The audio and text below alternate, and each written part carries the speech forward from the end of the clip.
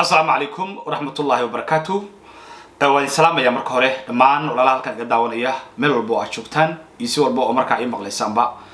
muuqaalkan waxaan doonayaa inaan ku soo gudbiyo dhibaatooyinka maanta dalka ka jira kuwooda ugu waaweyn oo runtii noqonaya kuwa bilowday intii Xasan Sheekh Maxamuud uu dalka markaa uu madaxweynaha ka ahaa haddii markaa ay 2 sano arrimahan sheegi doona ay ku samaysmeen waxa kala dhici doona ayadoo dalku markaa uu horay arrimo badan oo dhibaatooyin ah ay uga jireen ayaa haddana ilaa iyo 7 arrimood oo cusub ayaa ku soo kordhay arrimihii hore ee dowladnimada Soomaaliya markaa ay la daalaa dhacaysay oo markaasi xal loo la'aa waxaan markaa inaan bal arrimahaasi aynu fiirino maxay yihiin iyo sidee ku bilowdeen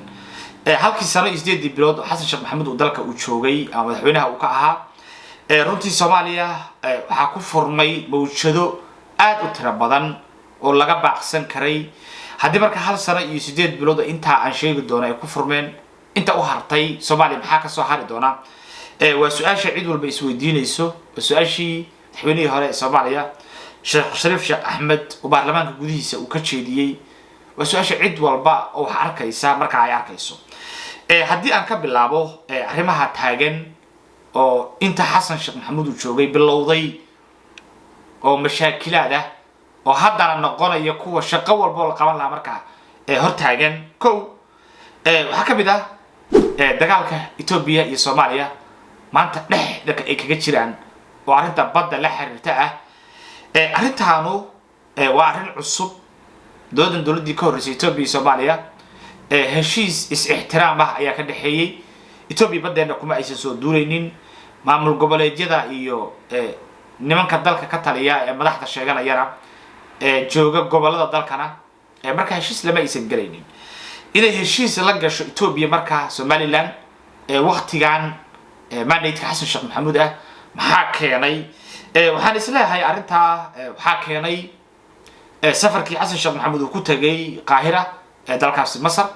oo markaasi uu ku sheegay in Soomaaliya ay garab taagan tahay dalka Masar markii aynu ka hadlayno qadiyada biyaha Nailka wixii inta ka dambeeyay waxa cid walba arkaysay in Soomaaliya ay go'aansatay in Itoobiya markaasi ay dagaal ku qaado iyo in qadiyad aysan Soomaaliya shuqul ku lahayn ay markaa dhexda u galeen waxaan isleeyahay halka bay ka timaaday in Itoobiya ay ku dhiirato in duulaan lagu soo qaado badeena ay qabsato haddii aysan arrinta ahayn waxaan isleeyahay Itoobiya waxay tixgelin lahayd awal bay tixgelin jirtay heshiiskii ay dowladii hore la gashay mana jirayso sabab ay nagu soo duushaa waa sidaan isleeyahay marka arrintaasu asalkeeda waxay ka timaaday siyaasadda qalqaloocan ee Xasan Sheekh Maxamuud waana arrin maanta Soomaaliya ay lugaha kula jirto la aqoon goorta ay ka bixi doonto qodobka labaad musabbiix naftirkiisa inuu heshiiska ku dhiirado maxaa keenay waa su'aal kale waxaan isleeyahay inuu ninkaasi ku dhiirado inuu heshiis galo waa kalsooni dowladda dhexe ee Soomaaliya uu ka helay khaasatan Xasan Sheekh Maxamuud muuse asagoo dambi caalami sameeyay oo xasuuq ka sameeyay Laascaanood ayuu Xasan Sheekh Maxamuud diiday gudiyadii loo diray ee la yiri baaritaanka keena qasaarihii dhacay inay xogta soo gudbiyaan buu diiday Xasan Sheekh Maxamuud si kale markii loo yiraahdo uu difaacay baa la oran karayaa odayadii Hargeysa tagay gudiyadii loo diray cid walba Xasan Sheekh Maxamuud wuu isbaaraystay wuuna ka difaacay Xasan markaa uu u muuqday welina u muuqdaa nin gaashaan u aamuusa bixi isla markaasna arrinta bay ka timaaday inuu muuse ku dhiirado inuu badda Soomaaliya markaasi Itoobiya uu saxiixo dadka qaybaha ugu tirada badan ee xogaalka way ku kala aragti duwan yihiin sida Xasan Sheekh Maxamuud uu heshiiskaani uu qayb uga ahaa laakiin uu qayb ka ah kuma kala aragti duwana laakiin si guud inuu qayb ka ahaa waa toonka ugu weyn oo cid walba oo wax garanaysa marka ay qabto qodobkan waa qodobka labaad oo inay Somaliland kalsoonida hesho dhanka xasab bay ka timaaday xilliga Xasan Sheekh Maxamuud iyo mandate-kiisana ay arta ka timaada qodobka saddexaad waa dagaalka Puntland iyo dowladda dhexe ee Soomaaliya u dhaxeeya oo hadda faraha la sii galaya inay Puntland tiraahdo dowlad madax bannaan baan nahay Soomaaliya waan ka go'nay ayagoo markaasi xogaha qaar ka mid ay sheegayaan Siciidan uu sugayo waxa laga sadex sameeyo baarlamaanka Soomaaliya iyo dastuurkan la doonayo in la bedelo wixii inta ka dambeeyay waxa la sheegaya Siciidan uu doonayo inuu ku dhawaaqa inuu gooni asaguna uu goostay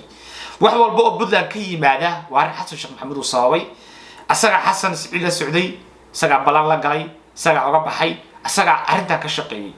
markii doorashadii Puntland la gaarina asaga musharaxiin iyo dhaqaale aad u tiro badan oo Puntland lagu burburinayo asaga xasan geeyay Garowe cid walba way ka qabtaa waxa walba marka Puntland ka yimaada dhanka xasan bay ka imaanayaan oo maanta kala go iyo kala fogaansho iyo fashil dowladda taana waa qodobka saddexaad qodobka afaraad ciidankii qaranka ee la tababarayay dhaqaalaha badan uu ku baxayay sodonkii sano la soo dhaafayna marka la tababarayay la dhisayay muddo yar kooban baa dab lagu shubo waxa laga horgeeyay dagaal aan loo qorsheysanayn waxa lagu shubay dagaal aan daacad laga ahayn waxa laga horgeeyay waxa la oran karayaa waxa xerooyin cidla lagu xareeyay in al-shabaab ay laayaan hubkan ay ka qaataan waa qorsho ilaa haddadaan cid walba ay ogtahay sida marka loo fuliyay in ciidan tamar cidla lagu xareeyo aan saanad qaar kamid aan haysanin aan intelligence iyo sirdo la shaqeynaynin aan qorshe loo haynin aan gurmad gaari karinin caloosha ururka al-shabaab la geeyo in 300 ba maalin cad markaasi halka lagu cuno ciidanka in la baabiiyay si fudud ba lagu baabiiyay ma la dhisi doonaa qiimo aad u tiro badan bay qaadan doontaa waana arrin kale oo dowladda Soomaaliya marka lagu sameeyay intii xasan uu joogay marka dhacday arrinta shanaad waa faragelinta maradka carabta ay dowladda Soomaaliya ay faragelinayaan xasan sheekh maxamed dalka yimaaday ayada imaaraadka dalka laga cayriyay ayagoo xeeradoodii la cayriyay ayagoo heshiisyadii xeebaha ee maamulada la galeen la kansalay dalka ayagoo laga cayriyay yimaad salaamashadii xasan ayaa imaaraadka dalka lagu soo celiyay xeer jorada baa dib loogu celiyay amnigii iyo ciidankii Soomaaliya ay gacanta laga saaray taasoo maanta keentay amni xumadii ugu darnayd ee taariikhda la arko inay Muqdisho ka taagan tahay in ay qaabab cusub oo aan hore u arag dadka loo laynayo hore ayaan waxa idin kugu sheegay wixii ka dhacay xeer jorda wixii ka dambeeyay cid walba oo mas'uul ah oo Muqdisho lagu dilaa waxay noqon doontaa arrimo lagu hal geli doona imaaraadka carabta arkaysan waa qofkii labaad oo official ah oo Hargeysa ka soo jeeda muddo yar oo kooban lagu dilay magaalada Muqdisho arkaysan waa cayaarihii caanka ku ahaayeen imaaraadka ayaa Muqdisho ka bilowday taasoo aan ka wado rag hadda laga laayay nimankan rag bay u aarsan doonaan rag bay u layn doonaan Soomaaliya maxillibaana wasiirra siyaasiyiin hore ma wasiirra hadda kuwa jooga maxillibaana hadda jooga ma garanayo laakiin dad bay u layn doonaan imaaraadka ragii laga laayay waana arrin caan ku yihiin weeyo oo meelaha oo dhan dalkii ay qabsadeen marka ay ka sameeyeen marka wixii hadda ka dambeeyay qofkii madaxa ee xamar lagu asaasnad galay ama lagu dilaa waynu fahmi karayna marka halka ay ka imaanayso ciidda ka shaqeysa waa qodobka labaad horay baynu u doorasnay oo sheegnay arrinta ayda qodobkan waa qodobka shanaad qodobka lixaad maanta Soomaaliya ka taagan oo halka loo hayn intii xasan joogina dalka ka dhax bilaabatay waa dastuurka la bedelay heshiiska lagu ahayn dastuurka Soomaaliya waxa la yiri xasan baa uu ka dhiganayaa shaatiya oo fitina asaga marka leeg ayuu u talanayaa bari ummadii Soomaaliyeedna kulligeed way qaylinaysaa cid kale iska daa Sheekh Shariif Sheekh Axmed iyo Cabdi Shakuur oo asaga la socday ku reerna markay ka hadlayna wad qaybsiga baas ee Soomaaliya wax lagu qaybsado ayaa diidan cidda yeelaysa waa su'aal buuqa inta leeg maxaa laga filayaa waa su'aal muxuu xasan doonayaa cid kale kartaa ma jirto si kasta oo loo fasirayo waxay noqonaysaa inuu doonayo in dalka lagu kala tago ayuu doonaya waayo in mas'uuliyad ay saaran tahay in ummadda unity-geeda doonaya ma aha waana doonaya ummadda in la kala cayriyo qodobkan waa qodobka lixaad qodobka ugu dambeeya oo toddobaad aan sheegi doono xasan waqtigiisa bilowday dalkii iyo dowladnimadiina qalqalka ku haya waa maamulka hawada Soomaaliya dowladii ka horeysay Somaliland isbaaraysan karta diyaaradaha ma jirin diyaaradda Qatar iyo midda Ethiopia ayaa maanta isku dhici gaaray in yar bay kala wareegeen kadib markii amarna laga siiyay Hargeysa midna laga siiyay Muqdisho oo ay khilaafeen isku dhici gaareen taasoo laga yaabo inay sababto in ECAWA ay dib ula laabato hawadii oo Kenya la geeyo taasoo laga yaabo inuu yahay qorshaha ay Somaliland karkarinayso oo cid kale ay doonayaan ama ay doonayaan Ethiopia cid kale ay isticmaalaan ay ka shaqeynayaan arrintan waa arrin ugu baahan hore u jirtay ma ahayn meesha dawlad baa ka jirtay nimankii hawada soo celiyay meesha waa joogeen Somaliland iyo Musan waa jooga maxaa isbedelay xasan baa la weydiinaya